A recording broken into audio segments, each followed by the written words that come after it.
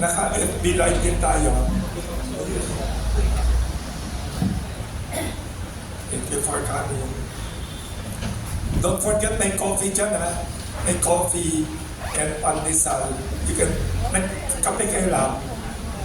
May pandesal ha. Kuha lang kayo ng pandesal and coffee. Good morning to everyone.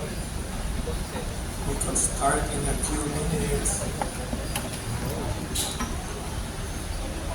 May 50 na pala our guest. Akala ko very young pa. Young pa rin. Still young.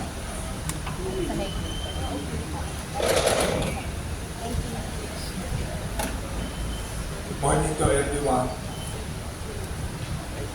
Mga questions yun, magtanong kayo questions. Please be ready with your questions.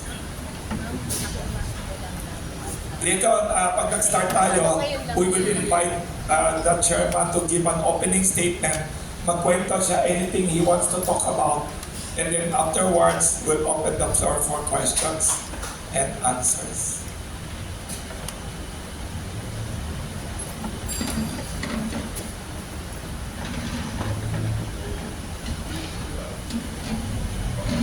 Mga 2 minutes. By the way, October 16, Wednesday, we celebrate World Pandesal Day every year here. Libre pandesal to everyone. We'll give out pandesal the whole day, from morning up to evening. October 16, Wednesday.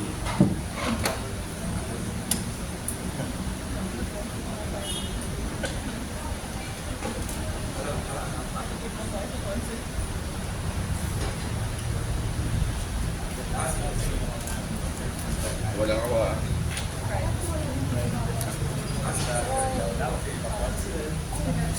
Huwag daw masyadong malapit para sige na tuloy.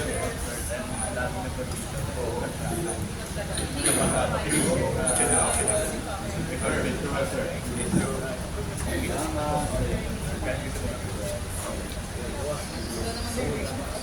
Thank you. Masyal kayo ha, Wednesday next week. Ayun, na-start na. Good morning. Pwede na mag-start off, Carissa. Yes. Good morning, everyone. Welcome here at Pandesal Forum. Here at 85-year-old Kamuning Bakery Cafe. We are very fortunate to have with us one of the youngest, one of the most talented officials in the government in the Philippines today. Chairman George Garcia, Chairman of the Commission on Elections, or COMELEC. He is not only a very capable and respected, young-looking COMELEC chairman. His background is very interesting. Of course, everybody knows.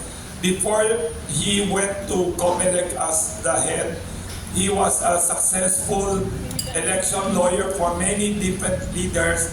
Also educator and a very good lawyer, plus TV host. I remember one of the first times I met him, he was a very interesting TV host.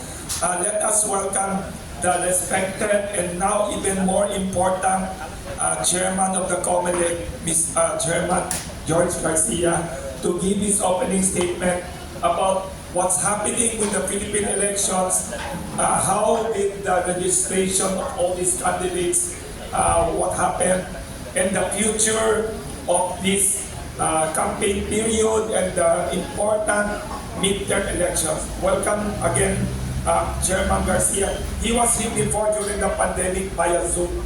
Welcome, sir. Magandang umaga po sa inyo lahat. Maraming salamat, Sir Wilson, sa ating po lahat. Magandang umaga. Una, siyempre, katatapos naman ng filing ng certificates of candidacy natin mula October 1 to 8, na kung saan naging napaka-successful, napakatahimik ang ating naging filing, except ng huling araw, meron isang pangyayari lang na nangyari dyan sa Sharif Agwak.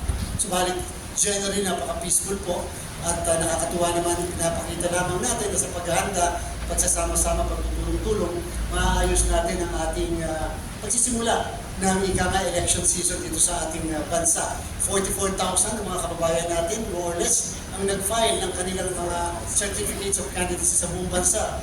Diyan sa 44,000 na yan, 183 ang nag-file ng kanilang candidacy sa pagiging senador. So 183 ang ating aspirants. At meron tayong 160 na party list organizations and political parties supposedly na dapat ay accredited at nag-file ng kanilang certificates of nomination and acceptance. Bagamat, meron po naging 190 na nag-file ng kanilang certificates of nomination and acceptance. Yung 30 po doon, sila po ay hindi mga accredited pero pinili pa rin nila na mag-file ng certificates of nomination and acceptance sa atin sapagkat siguro a matter of strategy dahil yung iba dyan pumunta sa Supreme Court at naniniwala sila kung mananalo sila sa Supreme Court o kung makakakuha sila ng remedyo ay at least meron sila nakapending na certificates of nomination and acceptance. Pero sa katotohanan, sa 160 na yon, 155 lang ang nag-file ng certificates of nomination and acceptance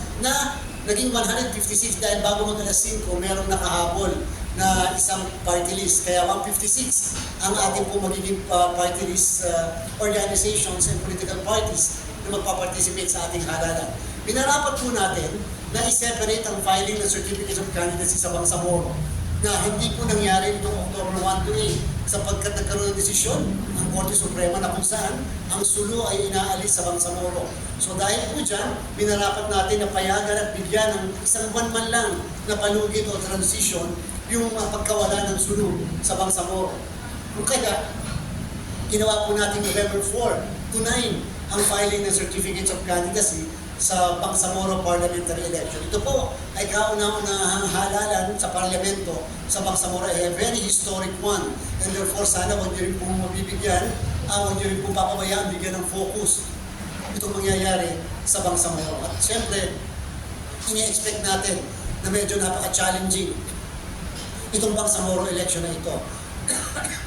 Ngayon po, mula February 2 to September 30, nagkaroon tayo ng registration of voters. Napaka-successful din po ito. Base sa projection ng COMELEC, dapat mga 3 milyon na mga kababayan natin bagong botante na magpaparehistro. Subalit ito po inabot ng more or less 3.6 million na bagong botante na nagparehistro. Halos 7 milyon po ang pumunta sa registration sites natin sa buong Pilipinas. At sa 7 milyon na yan ay madami rin po ang nagpa-reactivate, marami rin po ang nagpa-transfer ng registration at yung iba naman nagpabago ng ilang dato sa kanilang registration. Ilang po ang prediction natin na maaaring maging botante natin sa 2025 elections. Dapat po kasi 70 million ang ating prediction na bilang ng botante sa susunod na halalan. Kaya nga lamang, sa kasalukuyan, as of July 15, 2024, ay meron lamang po tayong 66 million na kung madadagdagan ng 2 billion, magiging 68 million lamang. Bakit? Sapagkat na-discover nga po ng COMELEC na meron tayong 5.37 million na mga kababayan natin na deactivated voters. Ibig sabihin, mga botanteng hindi makakaboto sa darating na halalan sapagkat sila ay hindi boto ng dalawang magkasunod na eleksyon. And therefore, sila po ay hindi makakaboto. Maliban na lang kung sila ay nagpa-reactivate. Bago po natapos ang September 30 na registration, ay meron po tayong more or less 600,000 na mga kababayan natin na nagpa-reactivate ng kanilang registration. So, ibig sabihin, medyo mababa pa rin po yung kumpara sa 5.37 billion na deactivated. Hopefully, bago natapos yung September 30 ay meron pang mas dumami at napadagdag na bilang na nagpapa-reactivate natin botante. Para sa kaalaman po ng lahat, sa darating na October 14, magkakaroon po ng ERB hearing. Ano po yung ERB? Election Registration Board hearing sa buong bansa na kung saan yung lahat na nagparehistro mula July 16 up to September 30 ay kanila pong susubukan alamin kung dapat pang marehistro o hindi. Yan po ay sa buong bansa. October 14 po mangyayari yan. Ngayon po, kahapon din po in-announce ng COMELEC dahil walang pasok sa Maynila at Pasay sa Lunes at saka sa Martes na yung deadline ng pagpa-file ng petition to declare nuisance, mga panggulo, mga ang purpose lamang ay lituhin ng mga kababayan natin, ay minove mula October 14, ginawa na po natin ito October 16.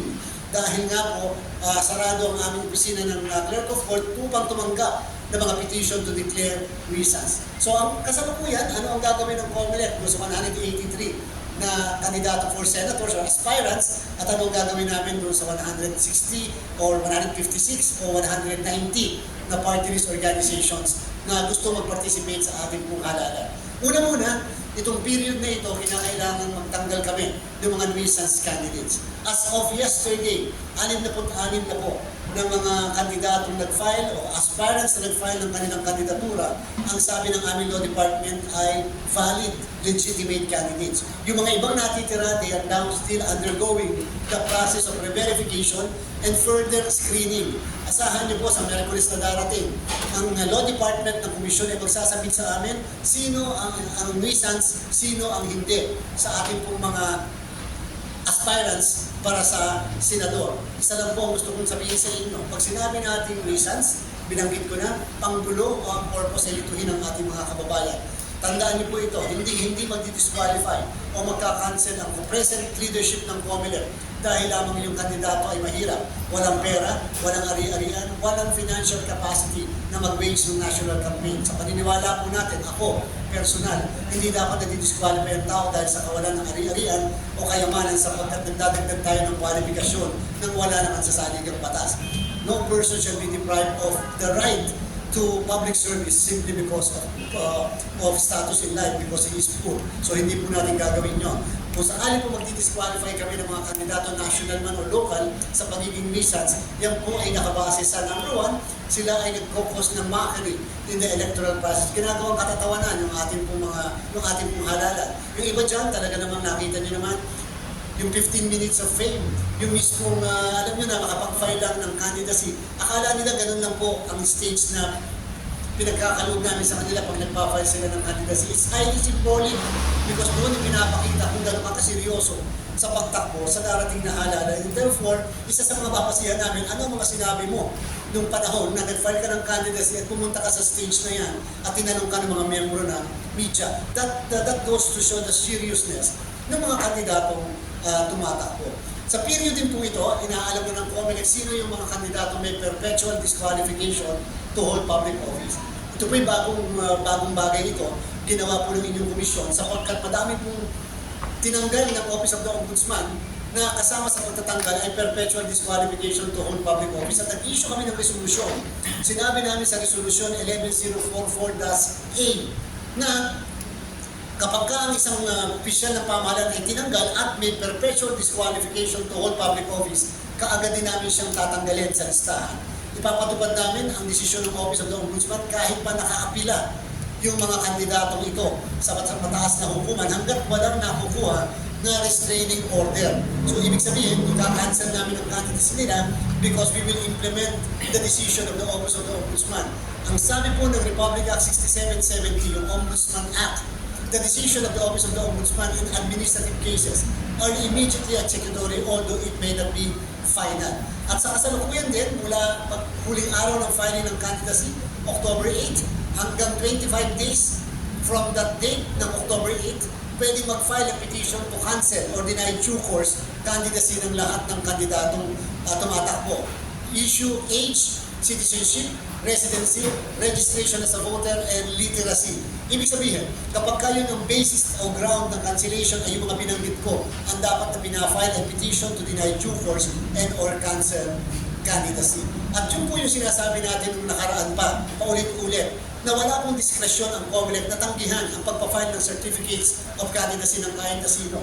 Kaya si Hodang sa Sibathala, kaya si Hodang naniniwala sa bituin ng mga buwan, kaya si Hodang naniniwala sa duwende, mataas, pandak, maitim, maputi, singkit o malaking mata. Lahat yan tatanggapin namin ang certificates of candidacy. Kung makakasama ang pangalan sa balota, ibang usapan po yun. Sapagkat pwede namin ikansila, tanggalin yung mismong kandidato na yan. Ngayon po, katulad ng nangyari sa Bambantarla, base sa ating karanasan, doon sa nangyari sa Bambantarla, nakapagparehistro April 2021, walang nag-question, walang nag-oppose, walang nag-petisyon. Kaya po naging registered voter. Nag-file ng candidacy bilang mayor ng Bambantarla noong October 2021. Walang nag-question, walang nag-file ng opposition, walang nag-file ng petition. Nakatakbo, nanalo, naging mayor ng Bambantarla. Question, sinisisi po kami nung una, bakit daw hindi namin kinansel ang candidacy. Hindi naman namin kakilala yung lahat ng kandidato sa buong Pilipinas. And therefore, sabi ng Supreme Court sa kaso ng Serafica versus the Commission on Election, ang COMELEC ay may ministerial na duty lang na tanggapin ang lahat ng certificates of candidacy. Wala kaming karapatang tumanggi, sabi po ng Korte Suprema yan. Therefore, sinasabi ng iba, dapat ang COMELEC nagpadagdag ng ibang dokumento, katulad ng birth certificate, para lang patunayan na siya ay hindi foreigner, siya ay Filipino citizen or whatever. Bawal din po kami magpadagdag ng kahit anong dokumento sa pinafile na certificates of candidacy. Sinabi na ng Supreme Court na bawal ang COMELEC na magdagdag ng dokumento sapagkat yun ay hindi naman required na umiiral na batas. Ang ipinafile lang ay Certificate of Candidacy o kasama ang Certificate of Nomination and Acceptance, yung tinatawag na CONA. So yun po ang isang maliwanag lang na no choice po ang COMELEC but to accept the COC. Isang pagkakataon sa kaso po ng Social Justice Society versus the Dangerous Drugs Board and the Commission on Election. Ang sabi po ng Korte Suprema, nagpadagdag kasi ang COMELEC dati ng certification na hindi siya drug addict o gumagamit ng pinagbabawal na droga. Ito po ay diniklarang unconstitutional ng Supreme Court sapagkat the COMELEC cannot add to what is not required by the law or by the Constitution. Hindi kami pwede magpadagdag ng kahit na anong dokumento, kahit na napakagaling at napakaganda ng intensyon po sa kasal namin sa kasalukuyan. Ngayon po, hanggang kailan kami dapat magkaroon ng pinal na listahan ng mga kandidato? Hanggang December 1, 3, 13 ng taon na ito. Sapagkat plano ng COMELEC na magkaroon po tayo ng printing ng balota sa katapusan ng Disyembre. Yun po ang plano ng COMELEC. Ngayon po, talakayin na natin bilang panghuli yung issue ng aming pong joint venture partner na nag-withdraw. Talaga pong binigyan namin sila ng ultimatum bago magkaroon ng filing ng candidacy. Sinabi natin, they have two choices only. Yung mismo isang joint venture partner, doon sa tatlong joint venture partners ng biro, na kung saan may posibilidad at that time na tumakbo sa isang posisyon, national man o maaaring sa lokal.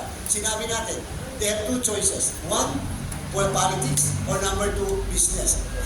Sapagkat kung magkakatuluyan na hindi sila mag-withdraw sa joint venture partner, o sa partners, o sa partnership, kapipilitan ng COMELEC to disqualify yung kandidato for conflict of interest. Bago po sila nag-file ng candidacy, nag-withdraw kaagad sa amin yung isang joint venture partner na yan at sinabi namin, tinatanggap namin yung withdrawal, pero yung natin dalawang joint venture partners ay paninindigan kung ano yung obligasyon ng partnership.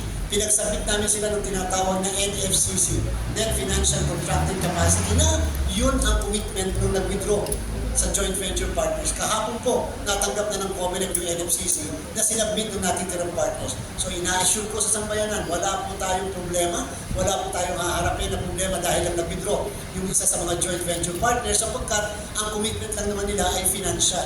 Sa kasalukuyan, ang natanggap na nating mga makina ay 57% na ng lahat ng makina na kinakailangan i-deliver sa atin, 110,000 more or less. Sa kasalukuyan, meron na po tayong 63,000 machines na deliver sa atin. At commitment sa atin ng Miro, dapat katapusan ng taon, madideliver ang lahat ng 110,000.